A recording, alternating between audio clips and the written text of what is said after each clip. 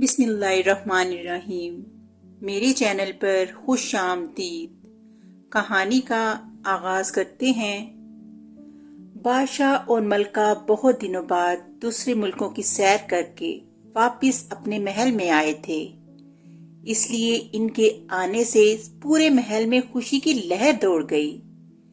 تینوں شہزادے، سلطان، ارسلان، رضوان اور ان کی چھوٹی بہن شہزادی سلطانہ سب بہت خوش تھے۔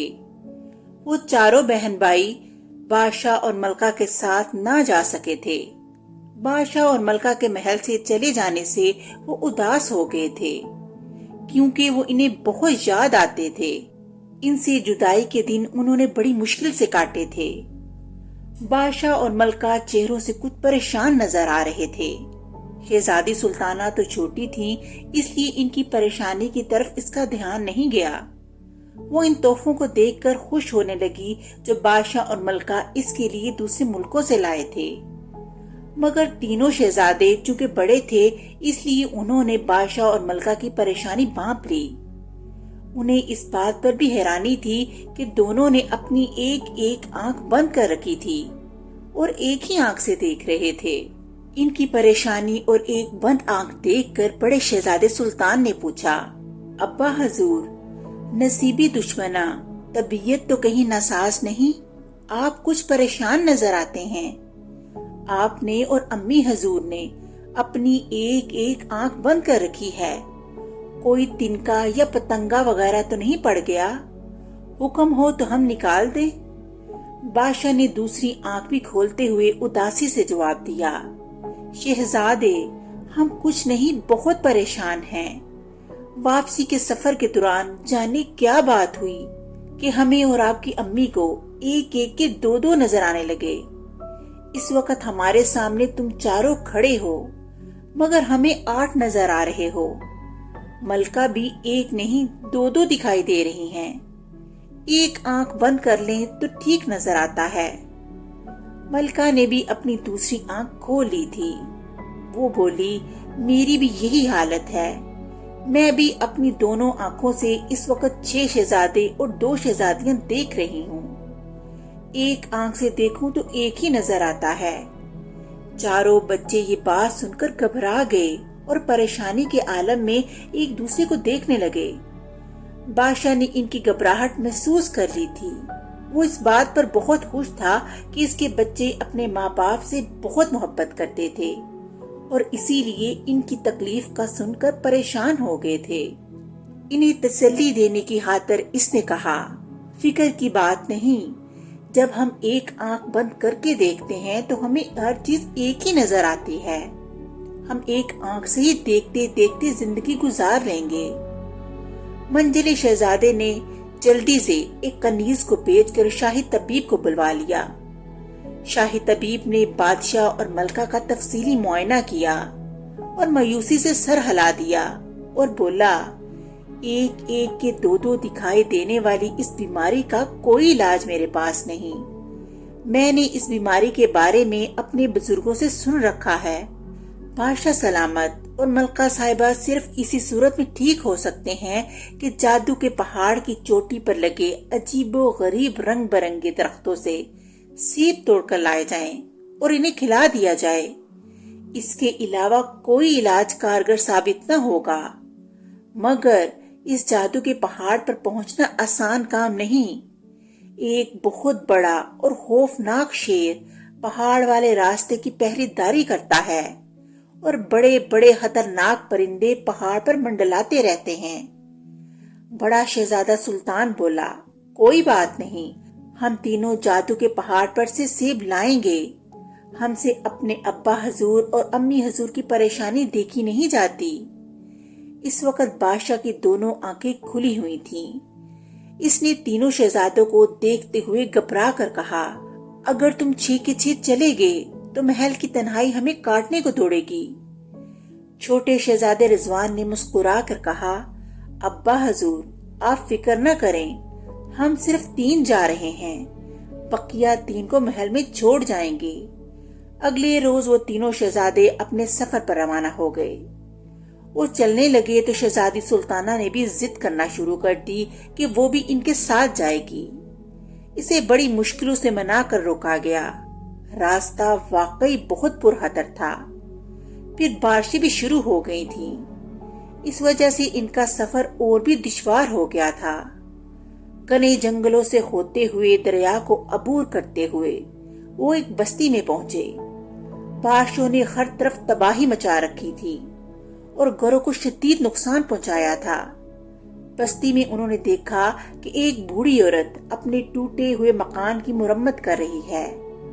بستی کا کوئی شخص بھی اس کی مدد نہیں کر رہا تھا، کیونکہ وہ بھی اپنے اپنے مکانوں کی مرمت کے کاموں میں لگے تھے، جو موسلادھار بارش کی وجہ سے ٹوٹ پھوٹ گئے تھے۔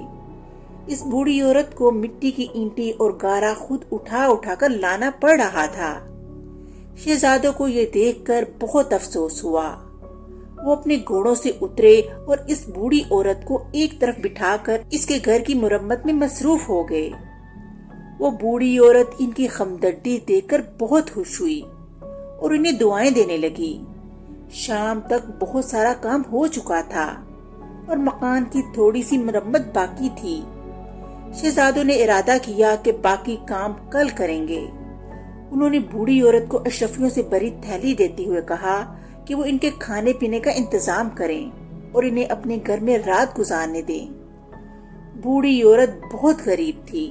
اشرفیاں دیکھ کر خوش ہو گئی اور ان کے ٹھہرنے کا بندوبست کر کے ان کے لیے کھانے تیار کرنے لگی۔ کھانے کے بعد اس نے شہزادوں کے بارے میں دریافت کیا کہ وہ کون ہیں اور کہاں جا رہے ہیں۔ شہزادوں نے اسے بتایا کہ وہ اس ملک کے شہزادے ہیں۔ ان کے ماں باپ کو کسی پر اسرار بیماری کی وجہ سے ایک ایک کے دو دو نظر آتے ہیں، اس لیے وہ جادو کے پہاڑ پر سیب لینے جا رہے ہیں تاکہ انہیں کھا کر ان کے ماں باپ ٹھیک ہو سکیں۔ ان کی بات سن کر وہ عورت سوچ میں پڑ گئی اور کچھ دیر خاموش رہنے کے بعد بولی، شہزادے ہونے کے باوجود تم نے مجھ غریب اور بوڑھی عورت کی مدد کی۔ میں تمہاری بہت شکر گزار ہوں۔ تم تینوں بہت نیک اور رحم دل شہزادے ہو۔ میں اس جادو کے پہاڑ کے متعلق جانتی ہوں۔ اس کی خاصیت یہ ہے کہ جو بھی اس پہاڑ پر چڑھنے کی کوشش کرتا ہے، اس کے قدم پہاڑ پر جم جاتے ہیں۔ وہ کتنا ہی زور لگا لے، اپنے قدم آگے نہیں بڑھا سکتا۔ بس ایسا ہی لگتا ہے جیسے اس کے پاؤں کسی نے جکڑ لیے ہیں۔ پھر اس پر چڑھنے والے راستے پر ایک شیر بھی ہوتا ہے۔ جب اس انسان کے پاؤں پہاڑ سے چپک جاتے ہیں تو وہ شیر اس پر حملہ کر کے اسے ہڑپ کر جاتا ہے۔ یہ بات سن کر شہزادے پریشان ہو گئے۔ شہزادے نے کہا، یہ تو بڑی مشکل ہو گئی۔ جب ہمارے قدم ہی چپک جائیں گے تو ہم اس شیر کا مقابلہ کیسے کریں گے اور پہاڑ کی چوٹی پر کیسے پہنچیں گے؟ تم لوگوں کو پریشان ہونے کی ضرورت نہیں۔ تم نے میری مدد کی ہے، میں بھی تمہاری مدد کروں گی۔ بوڑھی عورت نے کہا، اب تم لوگ کھانا کھا کر آرام کرو، کل اپنے سفر پر روانہ ہو جانا۔ مشقت کا کام کرنے کی وجہ سے تینوں شہزادے بہت تھک چکے تھے۔ کھانا کھا کر جو وہ لمبی تان کر سوئے تو انہوں نے دوسرے روز کی ہی خبر لی تھی۔ اگلے دن انہوں نے جلدی جلدی مکان کا بقیہ کام نپٹایا۔ کام مکمل ہو گیا تو بوڑھی عورت نے اپنا صندوق کھول کر اس میں سے سرخ رنگ کے جوتے، ایک جال اور ایک سنہرا تیر نکال کر انہیں دیا اور کہا، بہت پہلے میں ایک پری کے گھر خادمہ تھی۔ وہ بہت اچھی پری تھی اور میرا بہت خیال رکھتی تھی۔ جب اس کا دل جادو کی مختلف چیزوں سے بھر جاتا تو وہ انہیں پھینکتی نہیں تھی بلکہ مجھے دے دیا کرتی تھی۔ صندوق میں موجود یہ چیزیں اس نے ہی مجھے دی ہیں۔ جب تم لوگ پہاڑ کے نزدیک پہنچو گے تو تمہیں اس کے پاس ایک شیر ملے گا۔ وہ پہاڑ پر چڑھنے والے راستے کا نگران ہے اور بہت ہونہار ہے۔ جو وہ تم پر حملہ کرنے کے لیے چپٹے تو تم اس پر جال پھینک دینا۔ یہ جال اس کو اپنی لپیٹ میں لے لے گا۔ تم وہاں آسمان پر بہت بڑے بڑے خوفناک پرندے بھی دیکھو گے۔ یہ پرندے اسی پہاڑ پر منڈلاتے رہتے ہیں اور ان رنگ برنگے درختوں کے سیب ان کی غذا ہیں۔ یہ کسی کو ان کے پاس بھی پھٹکنے نہیں دیتے۔ تم اس جادو کے تیر کو ان کی جانب پھینک دینا، یہ بجلی کسی تیزی کے ساتھ ان سب کا ایک ایک کر کے خاتمہ کر کے واپس آ جائے گا۔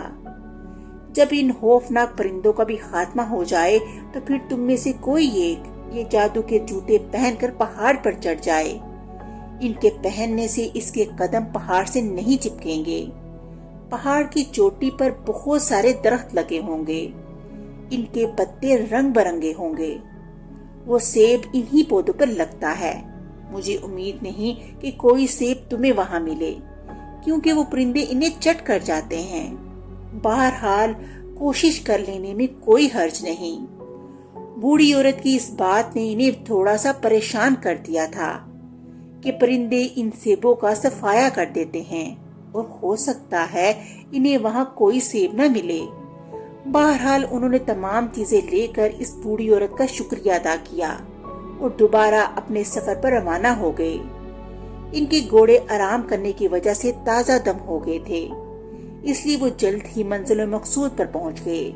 جیسے ہی وہ اس پر اسرار پہاڑ کے نزدیک پہنچے، ان کے کانوں میں شیر کے دہاڑنے کی آواز آئی۔ پھر انہوں نے دیکھا کہ ایک بہت بڑا شیر دوڑتا ہوا ان لوگوں کی جانب آ رہا ہے۔ شہزادہ ارسلان نے جلدی سے جادو کا جال نکالا اور شیر کی طرف اچھال دیا۔ جال اڑتا ہوا گیا اور شیر پر جا گرا اور اسے اپنی لپیٹ میں لے لیا۔ شیر بے بس ہو گیا اور تیز آواز میں دہاڑنے لگا اور جال سے نکلنے کی کوشش کرنے لگا۔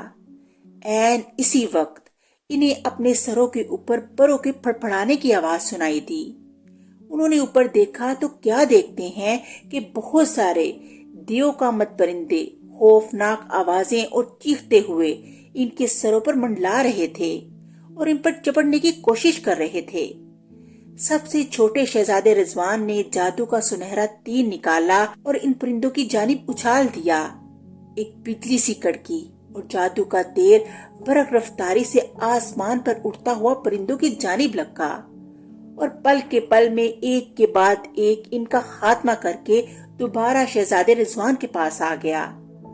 راستہ صاف دیکھ کر بڑے شہزادے سلطان نے بوڑھی عورت کے دیے ہوئے جوتے پہنے اور بھاگ کر پہاڑ پر چڑھ گیا۔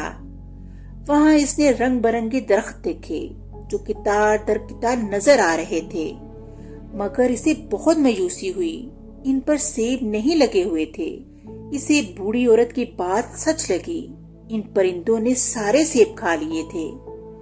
شہزادہ سلطان نے سوچا کہ ان کا یہاں آنا بے سود ہی رہا۔ نا امیدی کے عالم میں اس نے ہر درخت کا جائزہ لینا شروع کر دیا۔ بہت ڈھونڈنے کے بعد اسے ایک درخت میں ایک سیب نظر آ ہی گیا۔ وہ گھنے پتوں میں چھپا ہوا تھا، اس لیے پرندوں کو نظر نہ آ سکا۔ شہزادہ سلطان نے اسے ڈھونڈ لیا تھا اور شہزادہ سلطان نے اسی کو غنیمت جانا اور اسے توڑ کر اپنی جیب میں رکھ لیا اور بھاگ کر پہاڑ پر سے اتر کر اپنے بھائیوں کے پاس آ گیا۔ اس نے اپنے دونوں بھائیوں کو بتا دیا تھا کہ اسے صرف ایک ہی سیب ملا ہے۔ وہ بھی بہت افسوس کرنے لگے۔ جب وہ واپسی کے لیے مڑے تو شیر نے گڑ گڑا کر کہا، مجھے آزاد کر دو، میں وعدہ کرتا ہوں تمہیں کوئی نقصان نہیں پہنچاؤں گا۔ شہزادوں کو اس پر رحم آ گیا، انہوں نے اسے آزاد کر دیا اور وہ بھاگ کر پہاڑ پر چڑھ کر نظروں سے غائب ہو گیا۔ شہزادہ ارسلان نے جادو کے جال کو بھی اپنے تھیلے میں رکھ لیا اور پھر تینوں شہزادے واپسی کے سفر پر روانہ ہو گئے۔ وہ سب سے پہلے بوڑھی عورت کے گھر پہنچے اور جوتے، تیر اور جال کو اس کے حوالے کر کے اس کا شکریہ ادا کیا۔ شہزادوں نے اسے بہت ساری اشرفیاں بھی دیں، جنہیں پا کر بوڑھی عورت بہت خوش ہوئی۔ ایک رات اور ایک دن کے سفر کے بعد تینوں شہزادے ہریے سے محل پہنچ گئے۔ ملکہ انہیں دیکھ کر خوش ہو گئی، اس کی دونوں آنکھیں کھلی ہوئی تھیں۔ اس نے کہا، میں بہت خوش ہوں، میرے 6 کے 6 شہزادے گھر لوٹ آئے۔ بادشاہ کی ایک آنکھ بند تھی، وہ حیرت سے بولا، پیاری ملکہ، ایک آنکھ بند کر کے دیکھو، شہزادے تو 3 ہی ہیں۔ ملکہ شہزادوں کے صحیح سلامت لوٹ آنے پر بہت خوش تھی، اس لیے بادشاہ کی بات سن کر ہنس پڑی اور اپنی ایک آنکھ کو ہاتھ سے ڈانپ کر شہزادے کو دیکھنے لگی۔ شہزادہ سلطان اداسی سے بولا، امی حضور، وہاں درخت سے ہمیں صرف ایک ہی سیب ملا ہے۔ کوئی بات نہیں، یہ سیب بادشاہ سلامت کو کھلا دو، میں تو محل میں ہی رہتی ہوں، مجھے 2 نظر آئیں یا 4 کوئی فرق نہیں پڑتا۔ تمہارے ابا حضور کو تو دربار لگانا پڑتا ہے، حکومت کے کام چلانے کے لیے سب لوگوں سے ملنا پڑتا ہے، وہ سیب کھا کر ٹھیک ہو جائیں گے تو بہتر ہے۔ نہیں ملکہ، ہم اتنے خود غرض نہیں کہ ہماری آنکھیں تو ٹھیک ہو جائیں اور ہماری پیاری ملکہ کو ایک ایک کے 2 نظر آئیں، ہم یہ سیب نہیں کھا سکتے۔ اسی وقت شہزادی سلطانہ وہاں آ گئی۔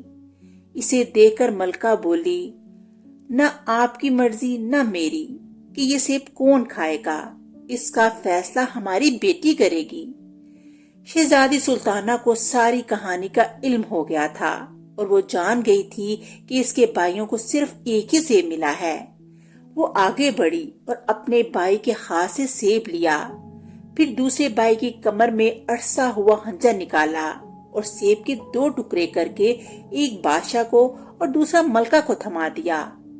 دونوں نے جیسے ہی سیب کھایا، دونوں کی آنکھیں بالکل ٹھیک ہو گئیں۔ پیاری ملکہ، ہمیں دونوں آنکھوں سے ایک ہی نظر آ رہا ہے، بادشاہ نے خوش ہوتے ہوئے کہا۔ اور بادشاہ سلامت مجھے بھی، ملکہ چہک کر بولی، اللہ کا شکر ہے، یہ سب میری عقل میں شہزادی کی وجہ سے ہوا۔ شہزادہ سلطان نے کہا، سیب کو آدھا آدھا کر کے کھلانے کی ترکیب تو ہمیں نہیں آئی تھی، ماشاءاللہ ہماری بہن تو بہت عقل مند ہے، ہم بہت خوش نصیب ہیں، اللہ نے ہمیں مخادر شہزادوں اور عقل مند شہزادی سے نوازا۔ بادشاہ نے کہا۔